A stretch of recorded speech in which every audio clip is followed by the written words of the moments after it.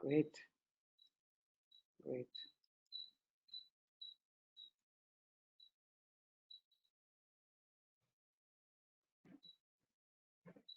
Okay, so Thiru, you may start. Ready? Start. Go ahead. Thiru, you can start. Yeah. Okay. A very good afternoon to everyone. Hello, everyone, and warm welcome to all the participants for today's webinar on solar mini grid for improved energy access. I see we have participants from India and elsewhere also. So thank you all for taking your time out and being here with us today. CSTEP, as you are aware, CSTEP along with its partners implemented a mini grid in Kudgaon, a remote island in Odisha of Mahanadi River. So today in this webinar, we will be hearing about the following on the smart grid implementation and its impacts, and also on the CSTEM tool that we have developed. It's a Techno-Economic feasibility analysis tool, an open source in-house developed by CSTEP to do analysis for solar power plants. Also, I would like to bring it to the notice of all the participants. During the webinar, we have a few poll questions, and the participants are given a short 20-second window to answer. It's a quick thing, and couple of questions we have where the participants can echo their views. So to begin with, I'll request our Executive Director, Dr. Jayasindhi, to give the welcome address. Good afternoon, everyone. I hope you can hear me. As you know, the Center for Study of Science, Technology and Policy has been at the forefront of working in the area of renewable energy. I would want to extend a warm welcome to all of you with regards to our work, and this is one of our works in the areas of mini grids. And to that effect, I would like to extend a warm welcome to Ms. Stephanie Jones, who is the Program Manager of Energy Program at the Good Energies Foundation. I would also a warm welcome to Dr. Ashok Das from SunMoksha, who are also our partners on this project, and to all the other people in the audience who are interested in not just the perspective of renewable energy, but also the idea of mini grids and the broader question of development. And that's where I would like to spend a few minutes to just talk about. We have traditionally always been looking at how energy is the source for development and has been the source for development for most of the nations across the globe. We have always been focused on this increasing energy for development. However, due to the realities of global warming and the issues of greenhouse gas emissions, we have to start thinking in a slightly different manner. We have to leapfrog, as in India or in developing nations, we have to leapfrog the mechanisms that were used for development in other nations. We have to leapfrog into using more renewable energy and think about new ways in which this energy can also be delivered. We have always been thinking traditionally in the form of the grid-focused energy, where the grid supplies power to every household or every individual, and we've been struggling as a nation to do that. There has been a lot of focus for power for all. We have been looking at electrification of all our villages. There has been some success in these, but at the same time, the question that we need to start asking is every individual or is every household getting adequately electrified? And that is very much reflected in the government's plans of 24/7 power for all. The idea is that there should be abundant or adequate power for all. To that effect, I think we need to start thinking about various mechanisms in which we can deliver power, sometimes to these far-flung villages, as will be spoken about in the project today. And I must commend the team here, not just the CSTEP team, but also the team from SunMoksha and our partners. And I would also like to include the team of people from the village of Kudgaon in Orissa that became part of the process. They were important stakeholders. They became part of the process. And I congratulate them on the ability to actually think about these systems. And I feel it is a fantastic project, a lot to learn from.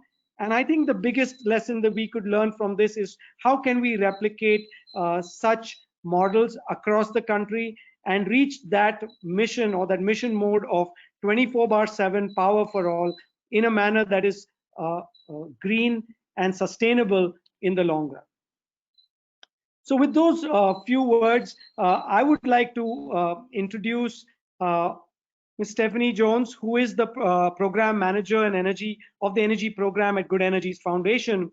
As you know, she is in charge of most of the grant proposals and works towards ensuring the kind of work that we do has the non-linear effect. It's not just about funding one particular project, but seeing how the systems that we develop get multiplied in the country, and we change the way we think about some of the programs and the way we do things in a more efficient manner.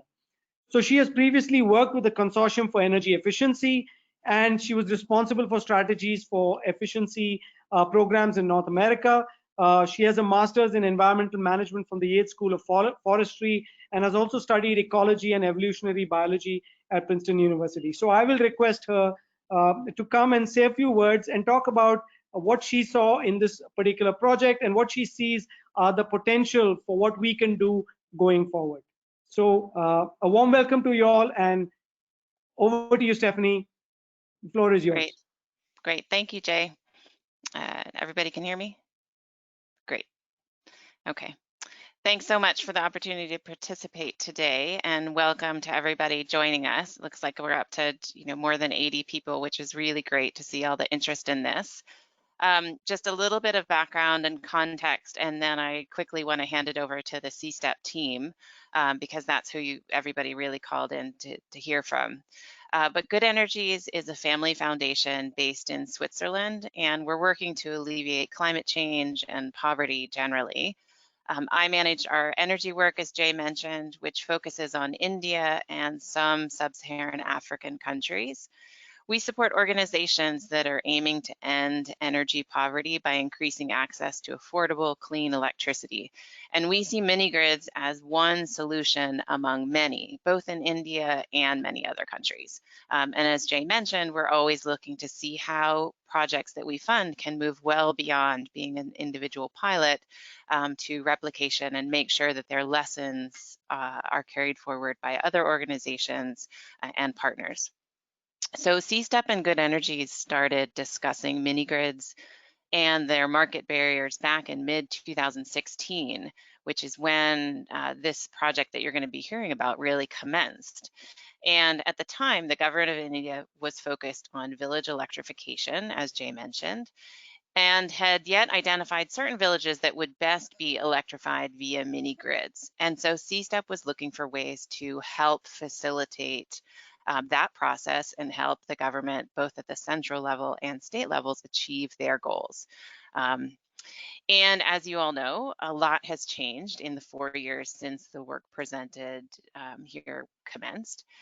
The government, recognizing the need for household level electricity, largely shifted its focus from villages to individual connections.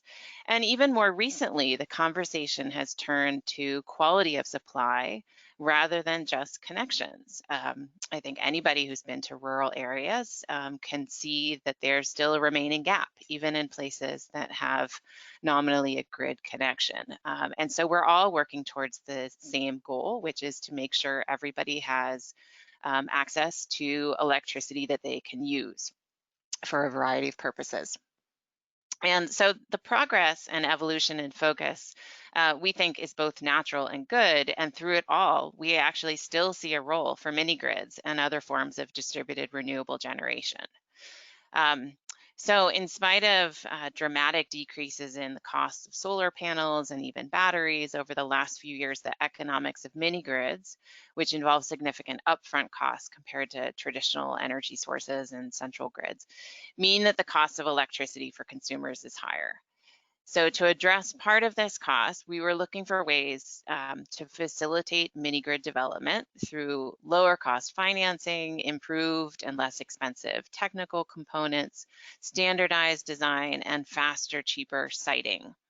So being able to predict changes in demand over time for the use in a mini grid allows for better design up front, understanding the local setting from installation levels to existing businesses to potential new appliances and demand are all important for design and growth planning for mini grids.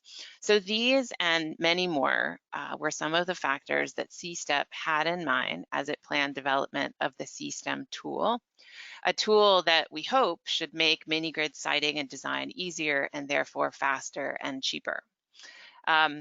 Given the dramatic changes in the operating environment since 2016, there's still many open questions for our community on the role of mini grids in India. And we look to those of you who have joined us today to help explore how this CSTEP tool can be used to advance the energy transition in India, both to increasing renewables and to making sure that all people have access to affordable, reliable, useful electricity. There was good news just a few days ago that in August, 34% of India's electricity came from renewables, but we still need to make sure that people aren't getting left behind in this great transformation. So I really look forward to hearing from the CSTEP team about the tool they developed and the test mini grid, which was set up using the tool's help.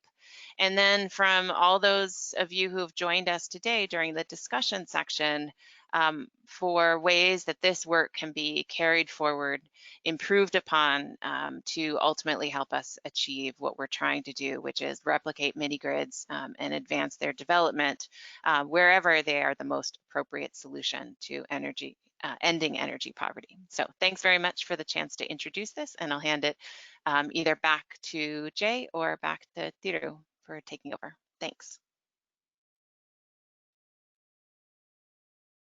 Thank you, Stephanie. That was great. Thiru, all yours.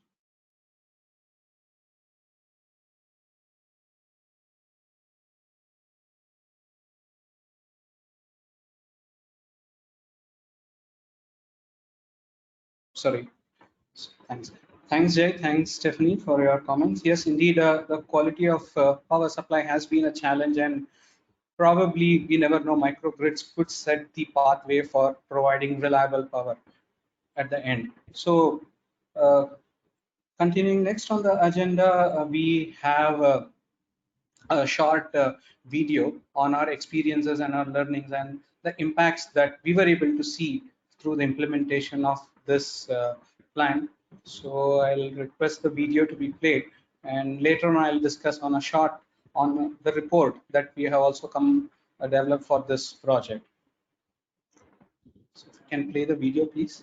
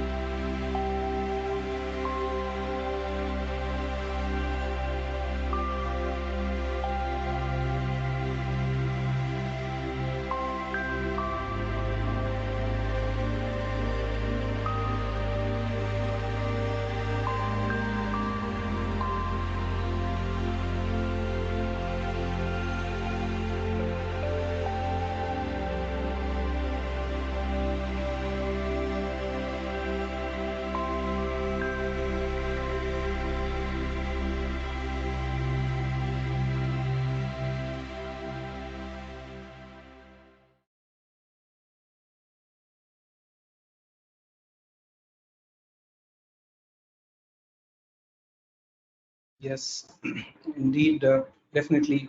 We have seen energy access can transform lives, and we are eager to see how this one-off can be multiplied and see clean and affordable energy can make a difference. So we have attempted to capture our experiences in a form of a learning experiences from this project in a report, and also uh, the report now can be accessed on the handouts on the GoToWebinar link that will be shared with you.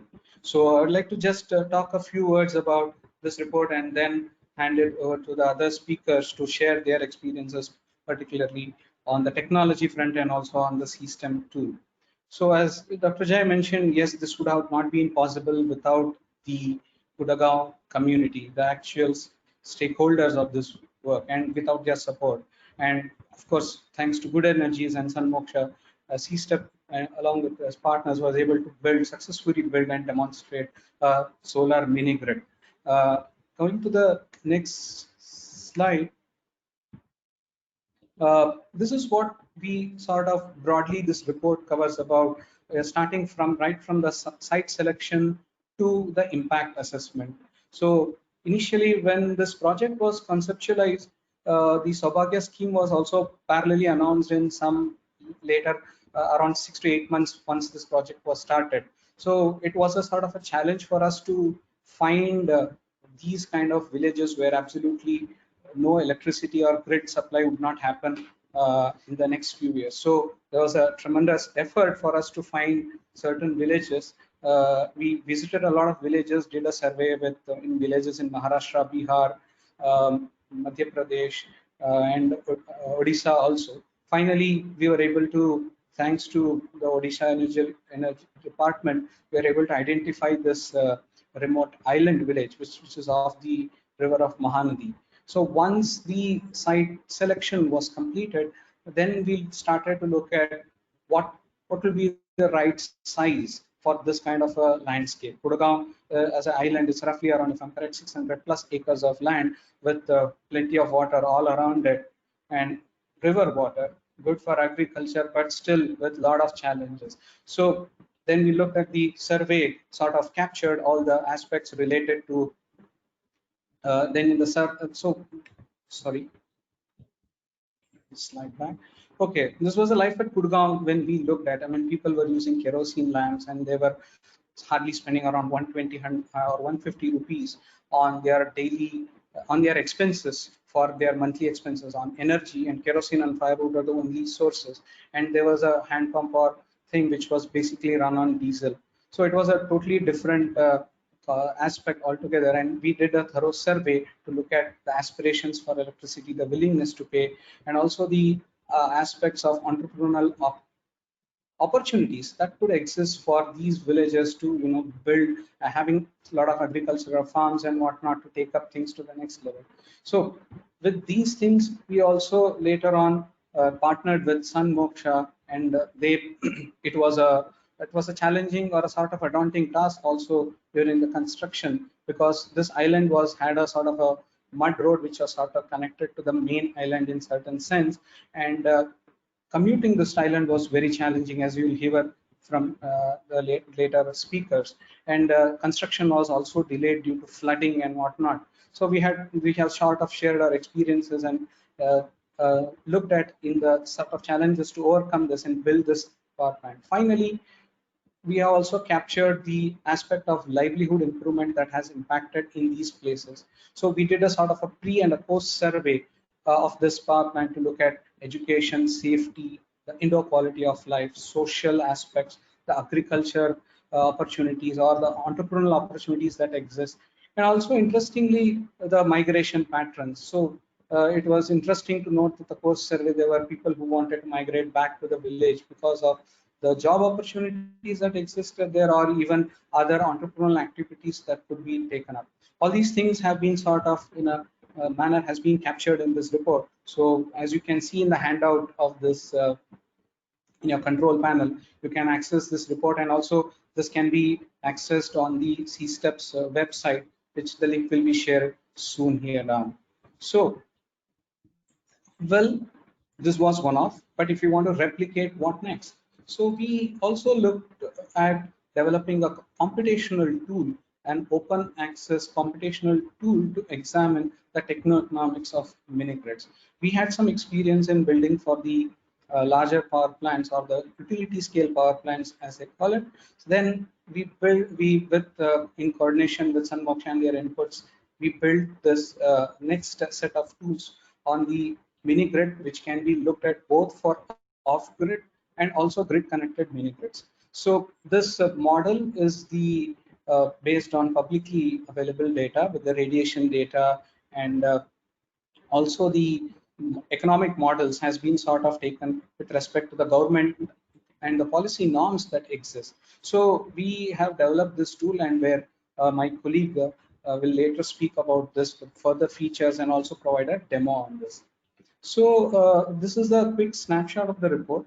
But before I hand it over to the next speaker, I would like to just introduce Dr. Ashok Das, who has been our partner, and who's been the technical and implementation partner.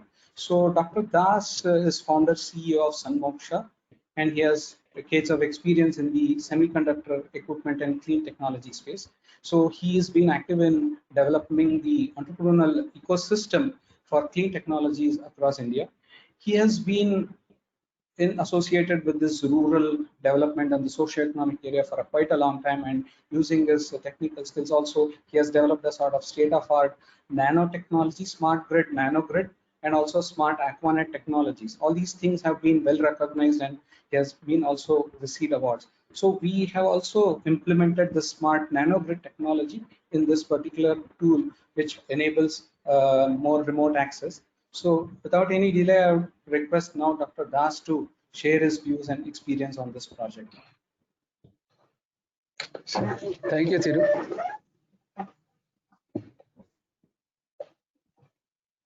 So now you have the control and you can continue the slides. I have the control. Okay.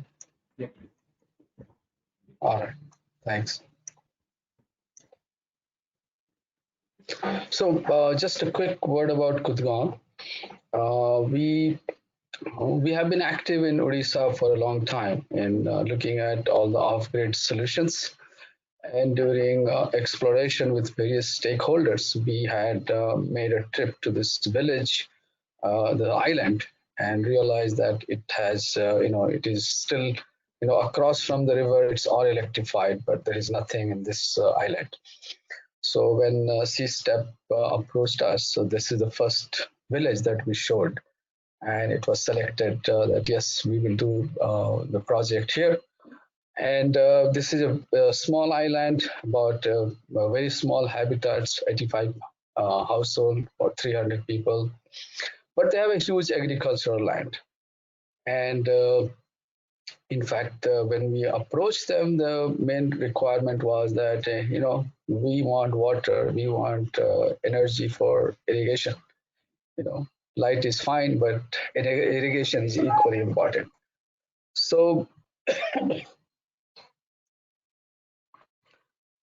I will be just covering about the technical aspect of the system design and the implementation of this microgrid from SunMoksha.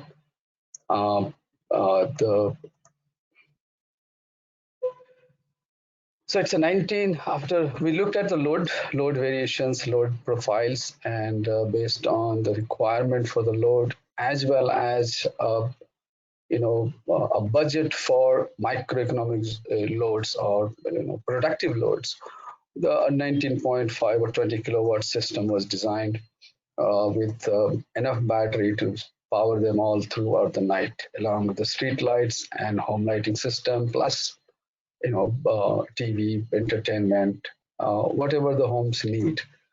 So that, and of course, 25 kVA PCU to support this system.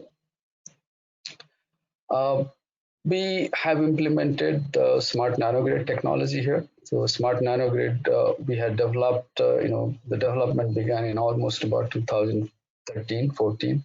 So it took us a couple of years, and we first implemented it in another remote village in Odisha, Chotki. And so Kudgaon is our second implementation of smart nanogrid. And it's basically, we have used all the IoT, machine to machine and cloud interface and universal protocols to set us a network of meters and sensors to get me real-time information, as well as, more importantly, control and manage the loads. So scheduling, management, dynamic management of load, all of these are part of the solutions that we developed.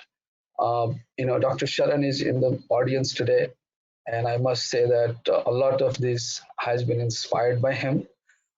We worked together for a long time, and this entire requirement and development has resulted from the half a decade of experience in the village for us. Of course, we have the idea is to deliver the right quantity of right amount of energy at the right location at the right time and at the right price, which is important. So how do we bring the cost of operations, cost of systems down, is also one of the key component of designing this whole smart microgrid. As mentioned by Thiru, we have received multiple awards for these solutions that we have developed. With the recent one being from ISGF award, and that was actually for this Kudgaon project that we did. During the implementation, as you know, this is a very remote village. Taking a team there is itself a big challenge. So we, like any other villages, we have deployed a lot of local resources to get as much work done locally as possible. And whether be it panel installation, of course, our engineers were there, or the transmission and distribution line setup.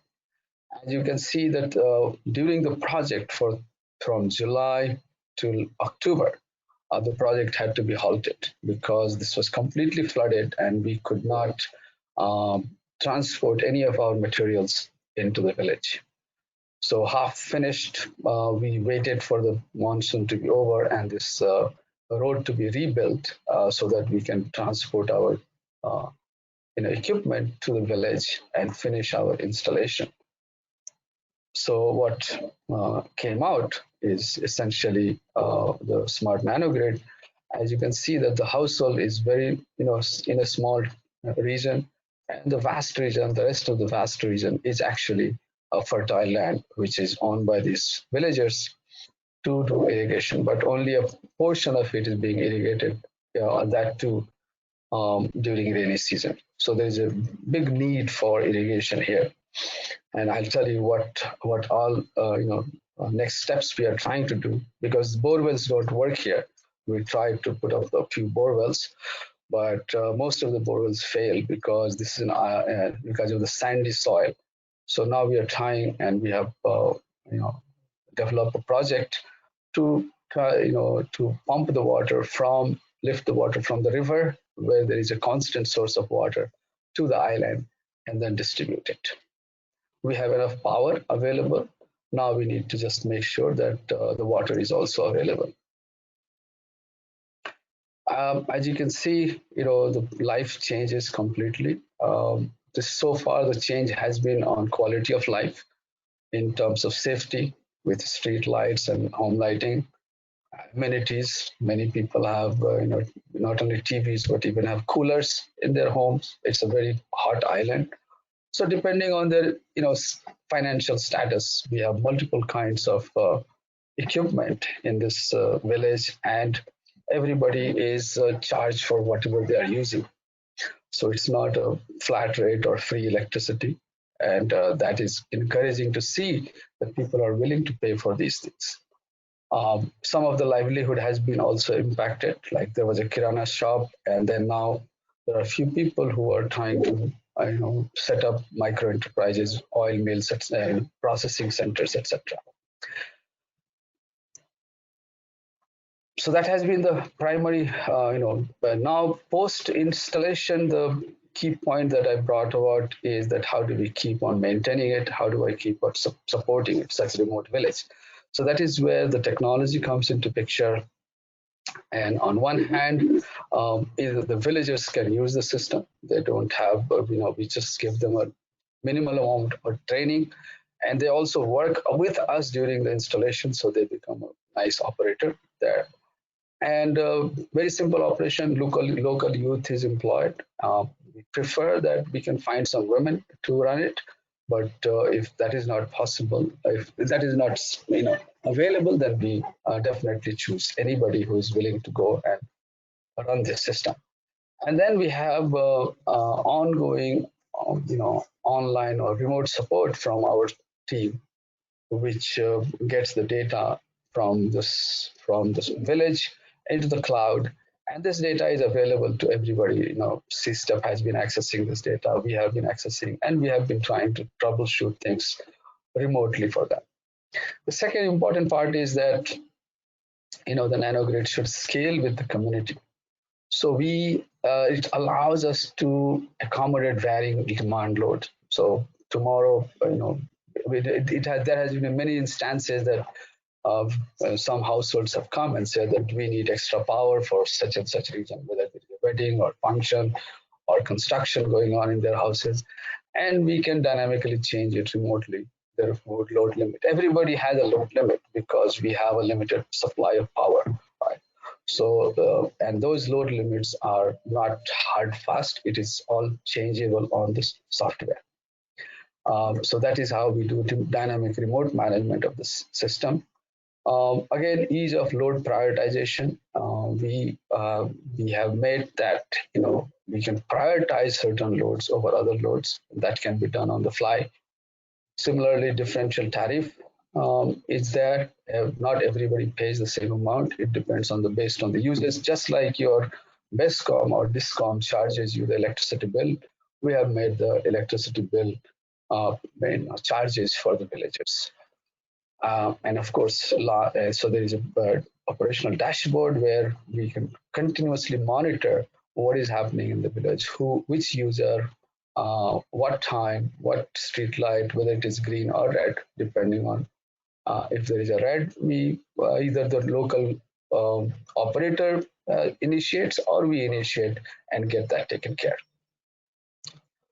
And of course, the information at your fingertip. So what happens that in these installations, if we have this data and if we have this kind of a transparent, fingertip access, then transparency increases, and we make sure that whoever has invested the money or whatever the sponsors have come, they can go and see that yes, system is working and it is delivering what it was supposed to do.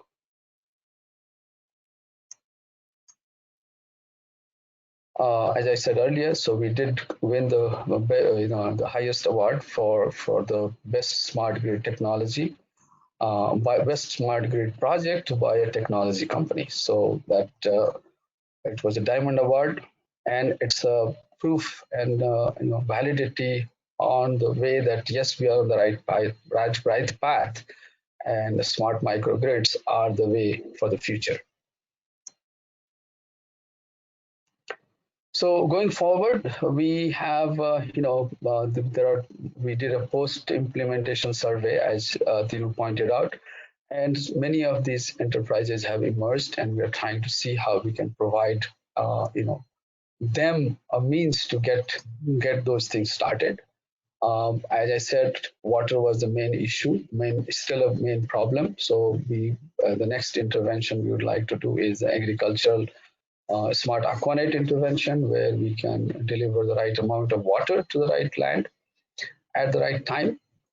And many of the youths have started, one of the youth wants to do multi-purpose machines, milling machines or grinding machine. Similarly, it is a very good location for vegetables and mangoes, big fruit orchards. So for that, there is a plan to put some cold storage there to add some values, and eventually develop a microeconomic zone. And what is relevant for the current situation is that due to COVID-19, a lot of migrant workers have gone, and now we have just interacted with them, and they have shown interest to start a business there now that they have power. So definitely right path we are on in the village, and the development will eventually take place. So that is the focus that, just one slide on how we work. So SunMoksha basically focuses on creating livelihood opportunities. And once again, this has been the goal from the very beginning, that how do we address SDG 8. And SDG 8 came later. We started earlier on livelihood and micro enterprise creation. And keeping in mind also that we need to bring gender equality. So everywhere we go, we make extra effort to make sure that gender equality is there. And our focus is primarily based on food, water, energy nexus. That is where the entire village economy revolves around, leading to sustainable production. So for that, we have developed solutions based on the requirement that we gathered from the field. So these developments is not that we have just sat in the thought about it and made it and now going to market. It has all come from the demands that the market demanded, and we developed these solutions to meet those demands. Of course, all these solutions and our whole principle is anchored in the people, planet, and progress, and people, planet, and profit trilemma, where we need to take care of the SDGs 13, 14, and 15. We believe strongly in partnerships. So we have local partnerships, whether it is with the villagers or with the global partners. Together, we can make it happen. And eventually, we would be able to achieve equality and sustainable communities in the villages. If you look at how the development is a process. So if just I'm focusing on Kudgaon, we have first done nanogrid for domestic. Now we are working on creating microeconomic zone 1. Then plan is to put Aquanet, then plan is to expand it to microeconomic zone. So it's a stage-wise process where you don't have to do everything at one time.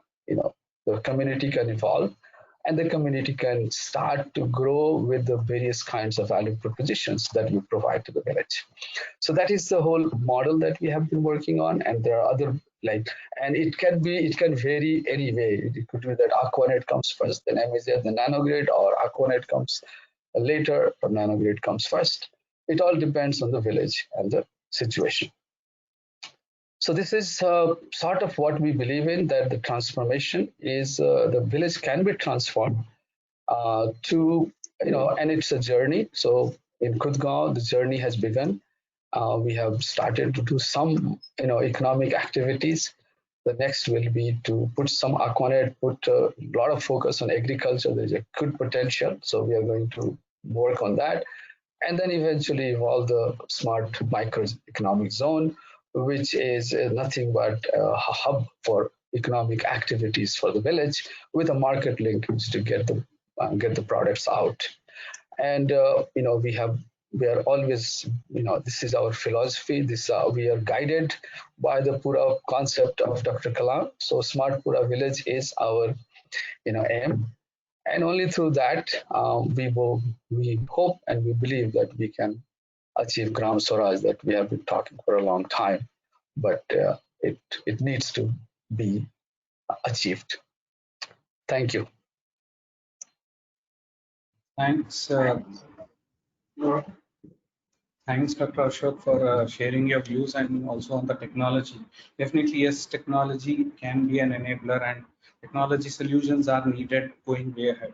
So talking about technology, I would now request my colleague Harshad, who has been instrumental in developing the CSTEM tool at CSTEP. So without further delay, I'll request Harshad to present and also give a demo on the tool CSTEM. Over to you, Harshad. Thanks, Dhiru.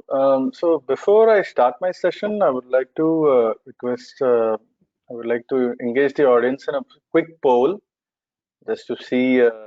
We are very curious to see what your feedback would be. Sandeep, can you please share the first poll?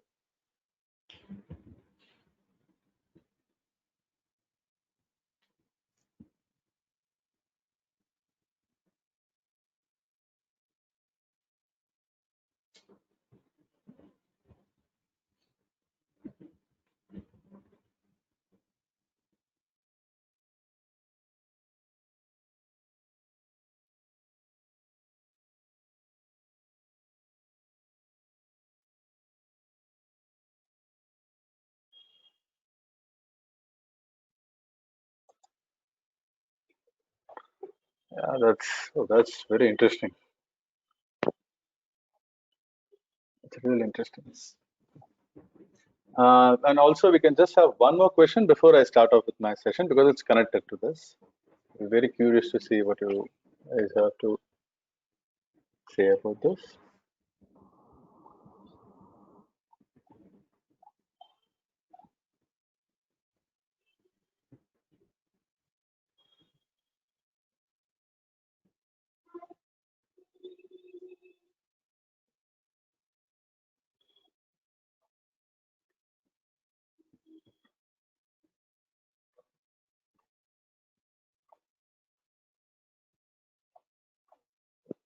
So reliable power wins. Okay, that is indeed the big issue. Anyway, thanks audience for such nice engagement, and thanks for us to let us know what is the priority that you feel in this particular area.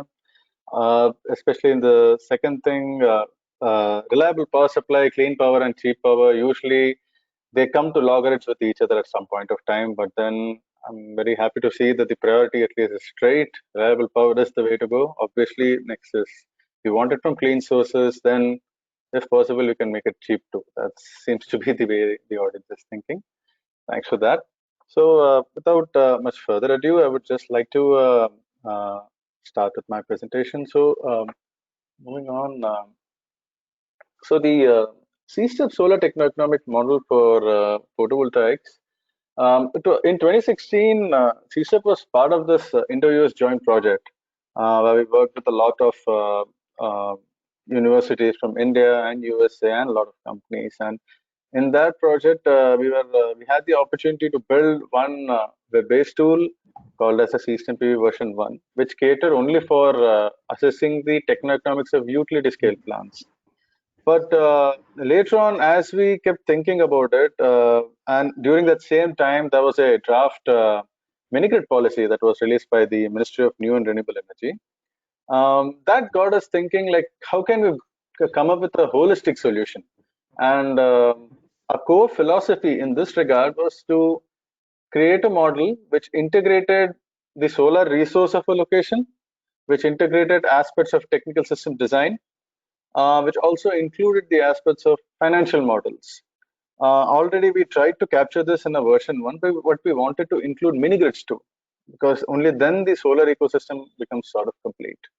And we wanted to make a very India-centric model. Process engineering models were customized for the Indian conditions. They were built at CSTEP, of course. And even the financial models based on consultation with the industry experts and even the policymakers, we came to understand that the CRC guidelines are by and large sort of understood and respected within the country. Although during the actual implementation, there are a lot of customizations around the actual financial model, but a sort of agreement was there that the CRC norms generally tend to give a broad picture to take policy decisions, and hence we adopted that. There is one another conflict that we hit very early on in our development of this whole vision for the tool was that every mini-grid is unique in its own right. I think even Dr. Ashok Das can corroborate on that. Every mini-grid is unique in its own way. It has its own set of issues, own set of challenges, and whatnot. But when we are thinking about a policy sort of an analysis, policy sort of a view, we need to make sure that we bring in the broad strokes together and try to give a uniform sort of a metric to take decisions at least. But that doesn't mean we have to compromise on the actual subtleties and nuances that make it so different, that make each mini-grid so unique. So we that was one thought that we had in mind. Another thought that also we had in mind was that with greater detailed information, greater detailed data, we can definitely build detailed models, but not all these detailed data are available in the public domain. And sometimes you may also be bound by non-disclosure agreements or restricted sale agreements for not putting out this information.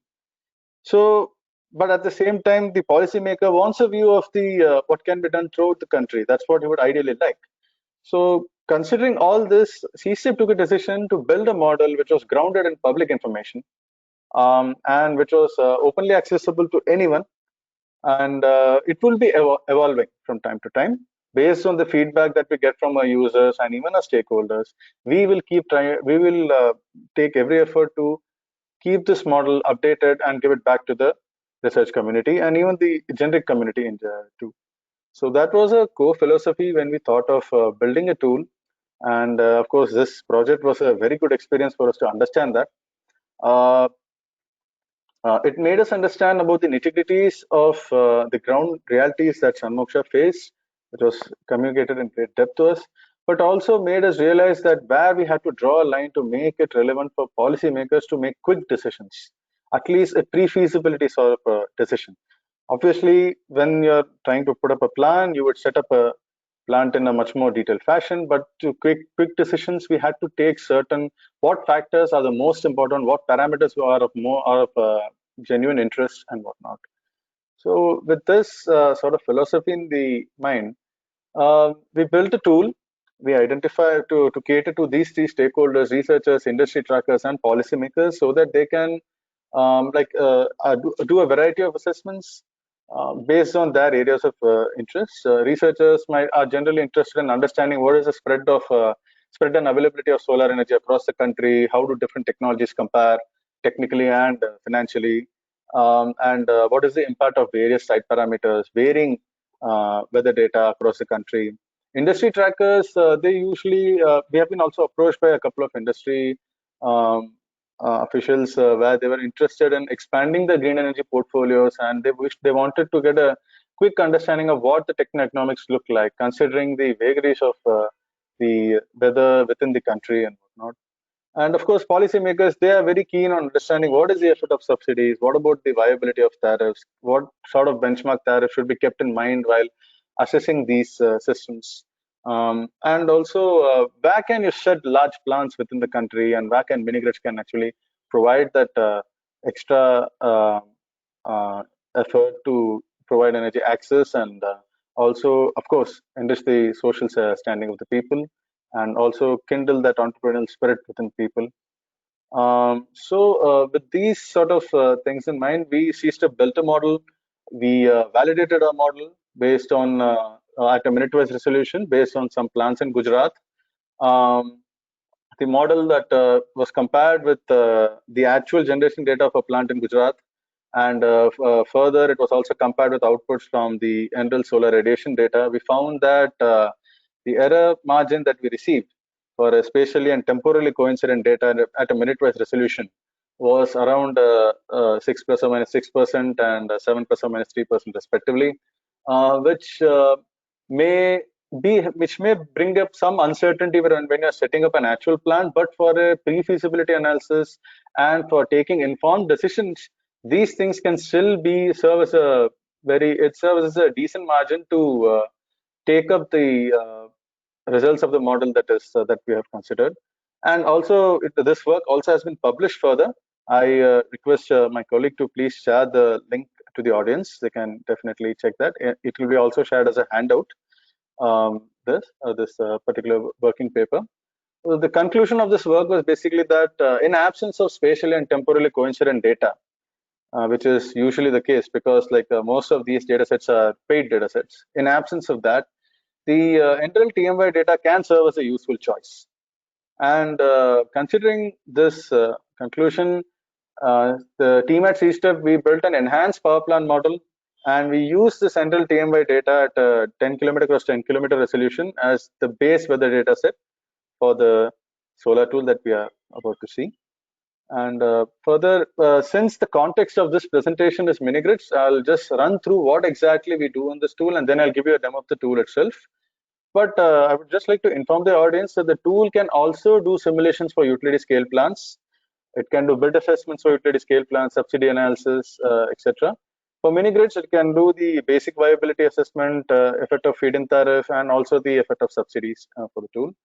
So broadly, what we do is you can choose any location within the landmass of India, including the islands. In case of mini grids, the demand data is considered as an input. And then based on the demand data, the PV plant size is sort of reverse calculated. And that would be, that can further, the user is given a provision to make changes to it based on his needs. And then the user is allowed to choose what sort of technology options he's looking at. And finally, considering the cost details and the financial metrics such as term loan details, etc., the techno-economic assessment is simulated. And once the simulation is complete, you get a quick summary of what your whole plant of interest is going to provide. And then you get detailed insights in terms of what is the solar resource availability in that region, and what the details of the plant design as to how many PV modules in series, parallel, even batteries in series, parallel, etc. And what is the output of this whole plant, anticipated output from this plant, including the effects of module degradation and whatnot. Including identifying years of battery replacements too. And finally, it gives you a financial view of how this plant is going to perform, considering all these ground realities. And it gives you an indication of the levelized cost of energy, the financial viability in terms of its debt serviceability, etc. Of course, I'll give more information about this when I start the demo.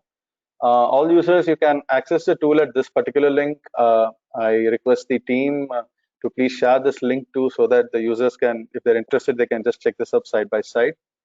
With this, let me just open the tool so that I can start the demo. Yeah, so this is how the tool would look like. You can register here. It's just a one-time registration, and it's an open access tool. It's free. And for people who are interested in getting an in-depth understanding of how the tool was built, what are the various models included in it, there's a detailed list of publications available for your reference. You can certainly check that up. It's all open access, of course. And with that being said, now let us just start with the tool demo. Once you have created your account, you can also log in and you can just follow me with this. So once you're in, so we have these three demo cases which basically give you a flavor of what kind of outputs you will get. But I would like to build a case itself for the interest of the audience, so that they can see what kind of outputs you get here very clearly, and how a case is built too. So for the purpose of this webinar, I'll just build a grid-connected mini-grid system. You can choose whatever type of system is of your interest. And basic viability under the financial assessment, basic viability would just give you the LCOA and IRR. But we would like to also do a feed-in tariff assessment for this particular example here. Once the type of plant and the kind of assessment you want to do is chosen, next we move on to choosing the location of the plant. This I've covered, so I'll just move on to the next step. So yeah, so you can basically choose any location within the landmass of India, including the islands. There are three ways of choosing the location. You can drop a pin within the landmass of India, or you can type the location. If it's Google tagged, it would pretty much show up here. You can just select that location and go ahead. Or if you have the exact coordinates of that location, you can certainly enter those here, and the map would directly take you there. Now, one of the provisions that we have given here is that we don't want a location to be on middle of a road or on top of a mountain or something. So we have provided different views where the user can just change and refine the position placement and of the plant.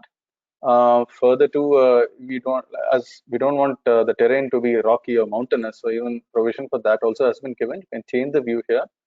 As you can see, this particular location is in Assam, and yeah, there are some mountains out here, so this helps in this regard. This all it has been done in such a way such that it's intuitive for the user to choose. Once you choose this location, it gives you like a quick summary. Okay, this is the location you have chosen. These are the details here. You can just go to the next step after confirming this.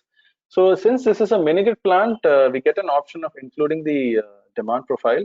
Now, for the purpose of this tool, we have just requested the user to give a representative 24-hour profile, which is sort of which is a daily profile, 24-hour profile, which is replicated for throughout the year. There is provisions to edit the load also as per the user need. You can certainly plug in your values. I'm just keeping it as such for this particular demo. Later on in the future, we also wish to include provisions where the user can upload their own hourly data within the tool. Currently, we have not applied that for this particular tool. Of course, based on this demand profile, then the capacity of the plant is reverse calculated considering the loss factors and the average sun hours per day. The user, there is a provision for the user to give some sort of range for these plants. They can choose within a certain range, but we have given a range so that there's some sanity in the choice, and it should not be something very awkward or not very obvious. So that's why we have just given a range for sanity check for the users. Further, once you have chosen the inputted the load data, we can further move on to the choosing the technologies. You can choose. In this case, we are given data sheets for inputs from data sheets have been collected and provided for the user to choose between monocrystalline, multicrystalline, and polycrystalline modules. You can choose the manufacturer. Also choose the type of module that you're interested in.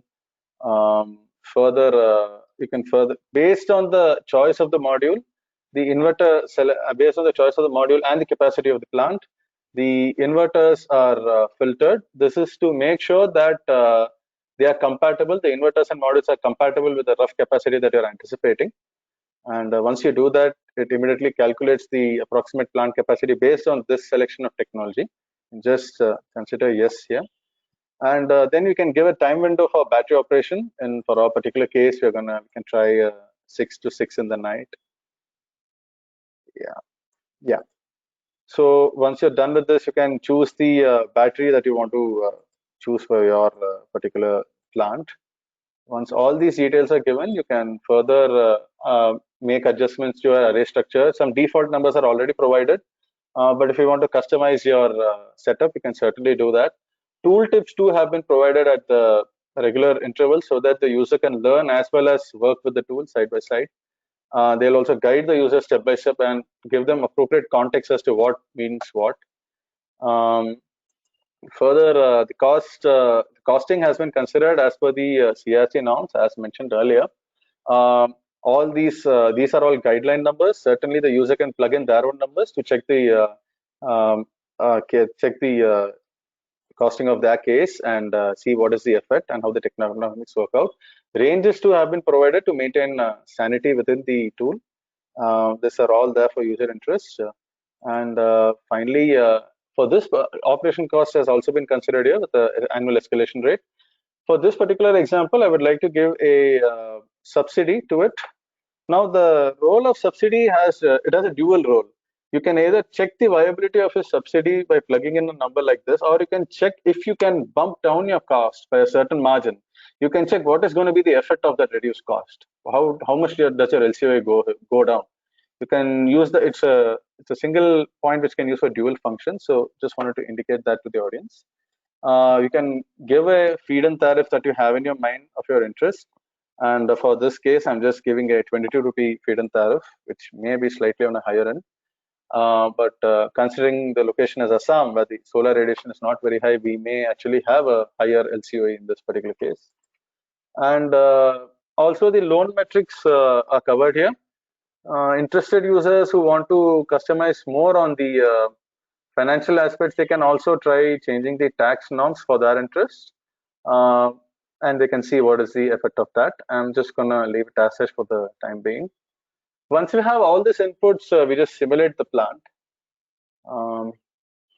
Yeah, let's just hope that this works. Harshit? Yeah. Harshit, I will just also like to remind we are sort of 1 hour beyond this, we have started 1 hour and our schedule. So if you can quickly cover on the key features and aspects, we'll have adequate time for Q&A. Sure. Thanks, Dhiru.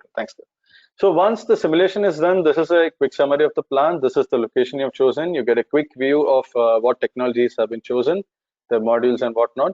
We provide a representative diagram of the system simulated, a quick snapshot of the different capacity, the battery size, the plant life, and the battery replacements and plant area and whatnot. And even on the costing fronts, we have given the different parameters here. So this just gives a quick snapshot of what the plant looks like, what the Techno-Economics of the plant looks like. Interested users can then delve into details to understand the in-depth variation of solar radiation. For the location chosen, it gives the variation of sunrise to sunset. Since this is a location in the east, you see a very early sunrise and an early sunset. If it was a location in the west, you would have seen a slightly later sunrise and later sunset. And the parameters are displayed at different levels, at the annual level to get a big picture view, and then at the monthly level to get a seasonal view of the parameters. Also at a daily level to get a quick view of how the subtle variations occur across the seasons. And finally, even we have even for the temperature and wind speed. Now, all the registered users can certainly download any of these outputs here by just clicking on this icon.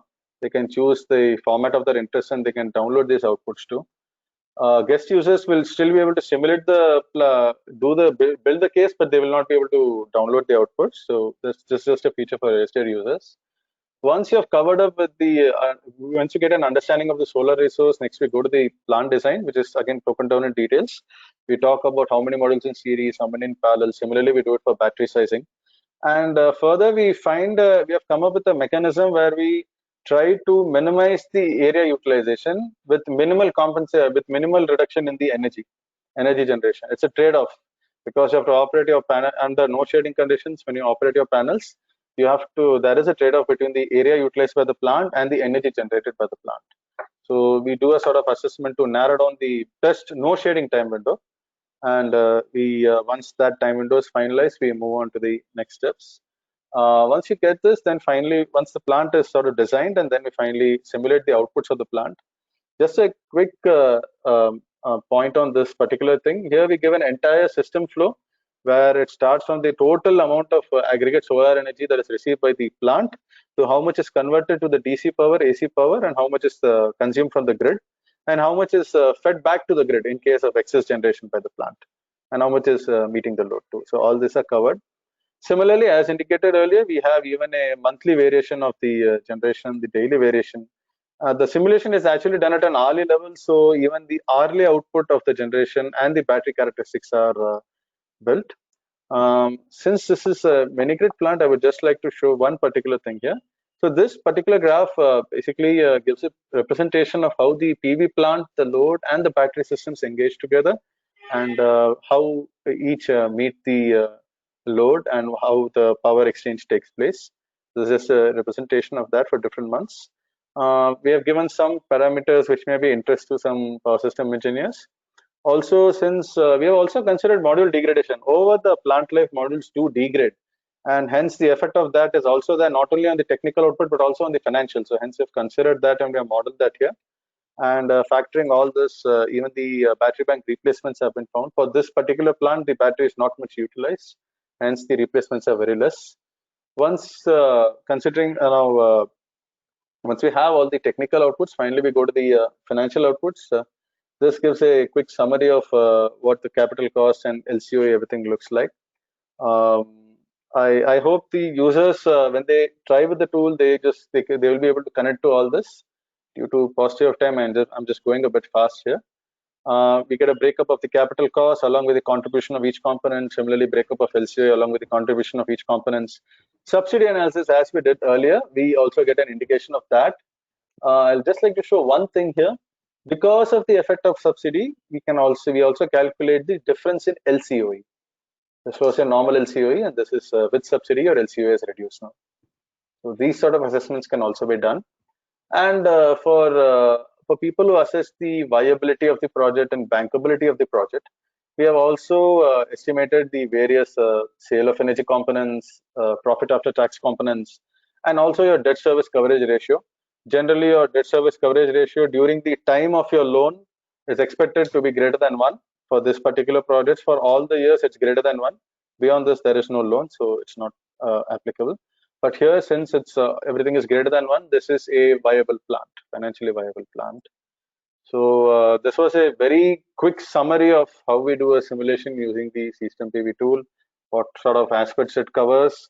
I hope the audience would give a shot at this tool and let us know their feedback and what sort of improvements and other features they are interested in.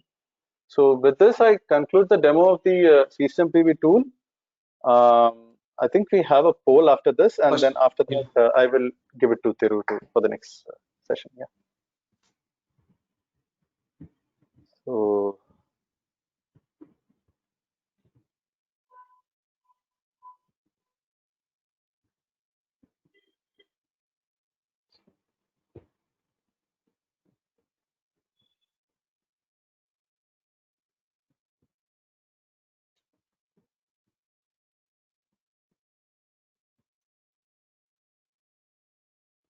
okay, that's nice to hear. That's a unanimous yes. Uh, there's just one last question before I hand it off to Thiru so that he can go ahead with the way forward.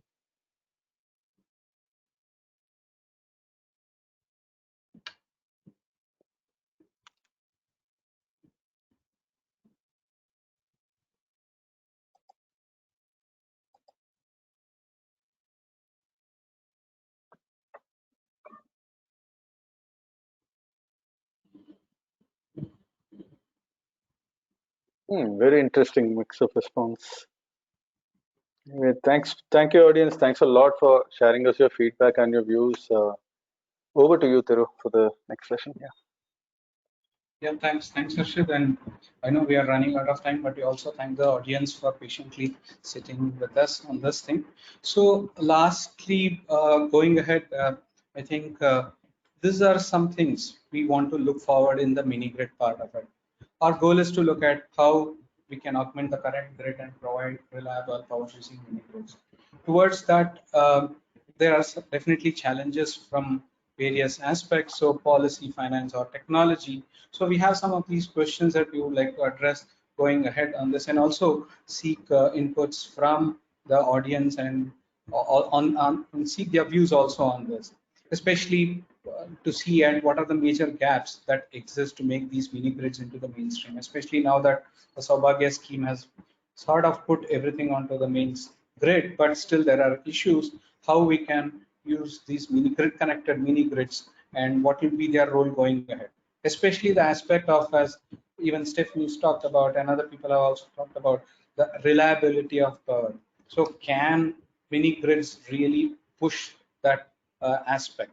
Reliability, when we say, it's all about it's related to also the frequency or the quality of power also, not just the availability of power we are talking here.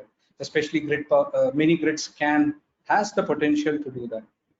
Further, we also thought, like, should we really think about revising the national program for mini grids which came? I mean, it had its own challenges, but is there a scope for it? From a finance point of view, yes, as Harshit pointed out in the tool also, or even in reality, we know that there is a cost associated with it, and how do we close this viability gap, especially given that the quality of life has a much bigger cost. In a sense, it has led to many developmental activities, as we have seen in certain spaces, or as we're seeing in Kudgaon itself. There is a financial viability which, when the cost of power, when it comes to cost of power, can this gap be addressed? How we can address it? And also, obviously, as we saw, role of technology. Today, we are able to sit in a remote location and control the plant or change the load parameters depending upon the requirements of the people there. How we can ensure how the technology can play a role to ensure that both mini grids and the conventional grid do coexist. And finally, as we saw the tool part of it, and thanks to your opinions and inputs on that, which will definitely we'll take it forward, how these kind of tools can help for better decisions, whether it can be at a policymaker level or even an implementer or a user. So at different levels, how these kind of tools can play a role. These are some of the thoughts we had, and we wanted to hear you out. And any questions we would like to now take it up and answer. Any comments from Dr. Das or Dr. Jai? Go ahead.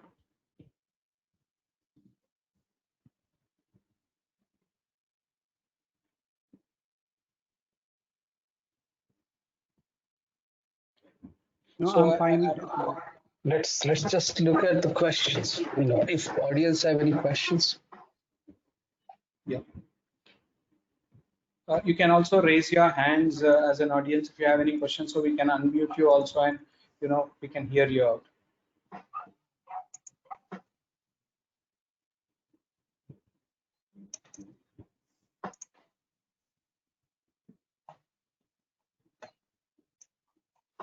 think that thus there is one question for you, at least as I see it. How can mini grid create employment opportunities in village? They are the key catalyzers for opportunities, because in the villages, while there are many the employment opportunities that can be done without energy, but energy is the real catalyst, and with energy, with the mini grids, see the difference in home lighting and mini grid would be that mini grid can provide reliable quality of power and good quality, some of the things that cannot be achieved just by home lighting systems. So and mini grid is a shared resource, so it can be really the demand management, load management can be done to support multiple kinds of activities and effectively utilize the power generation. So I think they are the key catalyst for all the, for micro enterprise and livelihood in the villages. Wherever we have gone, that is what we have seen. And, from whether when it began in Araria in Bihar long time ago, the focus and the importance of livelihood attached to mini grid is the way to get some success, to get the real success. So thanks for that. I think if you can please unmute Mr. Hari Sharan, so can ask his questions. I see a hand raised there. Yeah, if Dr. Sharan can comment, he's the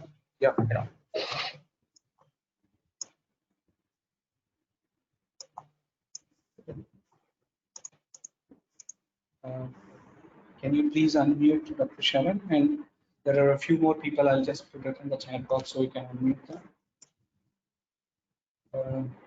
Sandeep, can you look into that?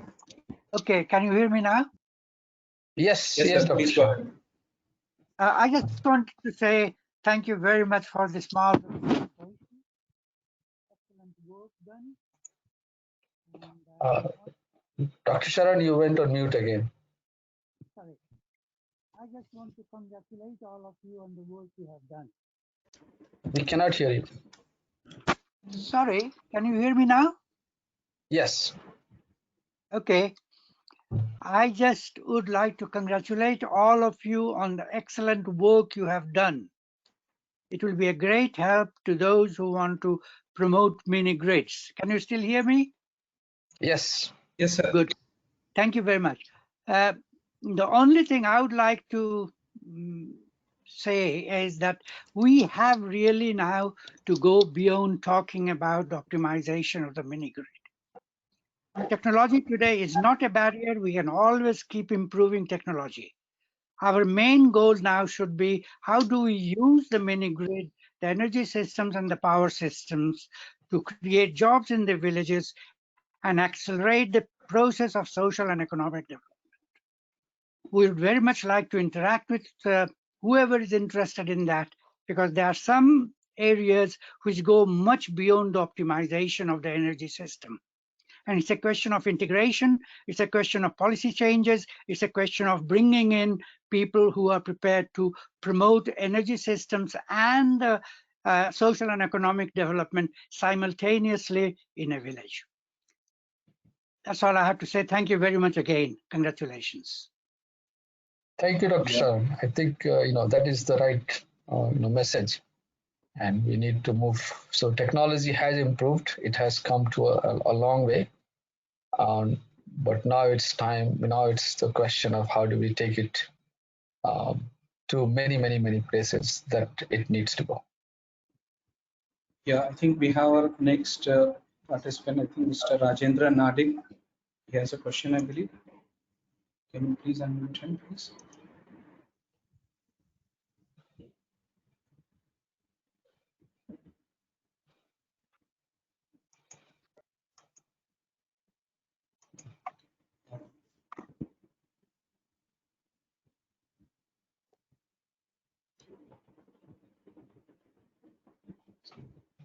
Hello.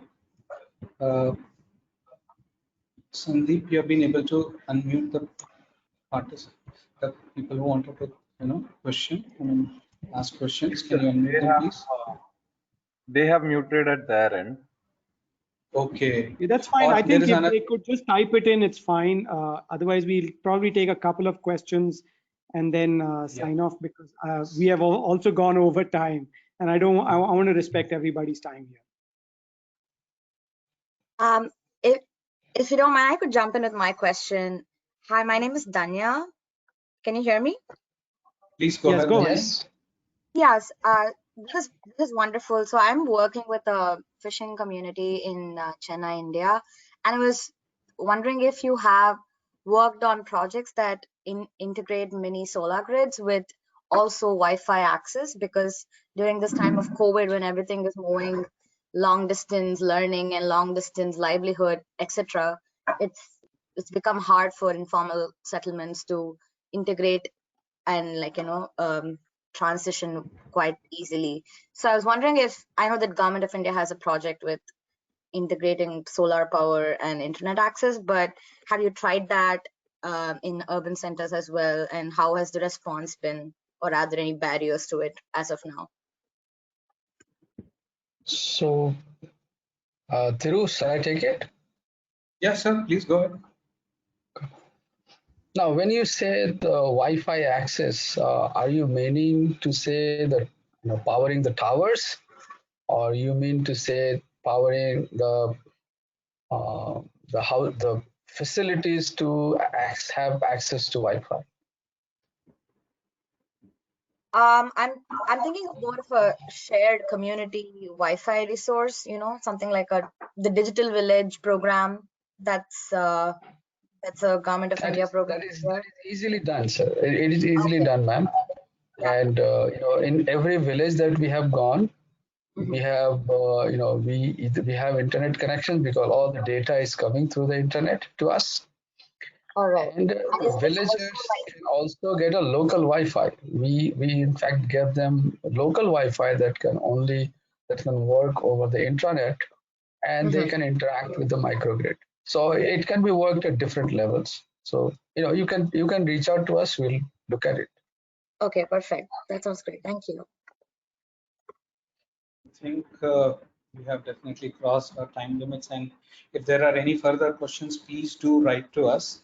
We'll be happy to take your questions and answer. And thanks everyone for taking your precious time. I see someone from Africa, Krishna Hiraman. If he's listening to me, if he can give energy access perspective from Africa.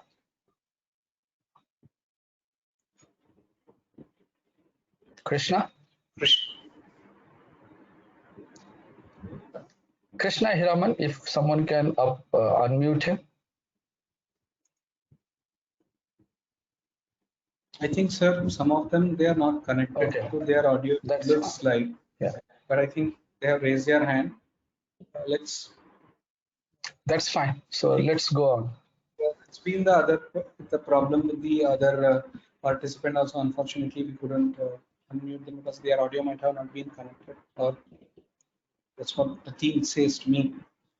But I think we'll be happy to take these questions and their viewpoints on this as we said going ahead, because there are many other things also to be answered while to make mini grids a success, and especially from the point of view of not just reliable power, but providing, as Dr.